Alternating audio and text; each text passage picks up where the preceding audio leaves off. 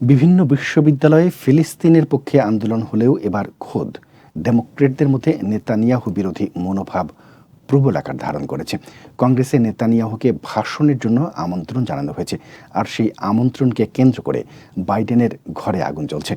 নেতানিয়াহুর আসন্ন ভাষণকে কেন্দ্র করে অসন্তোষ প্রকাশ করেছেন অনেকেই। দীর্ঘ সময় হাউস স্পিকার ছিলেন ডেমোক্রেট নেতা ন্যান্সি পেলোসি।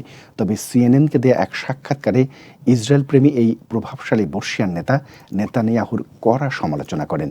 নেতানিয়াহুকে কংগ্রেসে ভাষণের জন্য আমন্ত্রণ জানানো ভুল ছিল বলেও মন্তব্য করেন পেলোসি। তার ভাষায়, ইসরায়েলি প্রধানমন্ত্রীর কারণেই গাজায় শান্তি আসছে না। অবশ্য নেতানিয়াহু আর বেশি দিন টিকবেন কিনা তা নিয়ে সন্দেহ প্রকাশ করেন পেলোসি। নেতানিয়াহুর সঙ্গে পেলোসির দ্বন্দ্বের ইতিহাস বেশ পুরনো। 2015 সালেও নেতানিয়াহুর কংগ্রেসে ভাষণ দেয়াকে কেন্দ্র করে অসন্তোষ তৈরি হয়েছিল। তখন স্পিকার ছিলেন ন্যান্সি পেলোসি।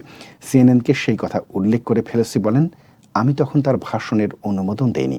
বর্তমানে স্পিকার থাকলে নেতানিয়াহুকে ভাষণের অনুমতি দিতেন কিনা এমন প্রশ্নে পেলোসি বলেন, কখনোই না। পরম মিত্র দেশের প্রধানমন্ত্রীকে কড়া ভাষায় সমালোচনা করায় বিবৃতি দিতে হয়েছে ডেমোক্রেট পার্টিকে। তারা বলছে, ইসরায়েলের প্রতি পেলোসির নেতিবাচক মনোভাব নেই। তিনি এখনও ইসরায়েলকে ভালোবাসেন, কিন্তু নেতানিয়াহুর প্রতি তার তিক্ততা এতটুকুও কমেনি। 2015 সালে কংগ্রেসে নেতানিয়াহুর ভাষণ বয়কট করেছিলেন প্রায় 60 জন ডেমোক্রেট আইন প্রণেতা। এবারও তেমনটা ঘটার শঙ্কা করা হচ্ছে।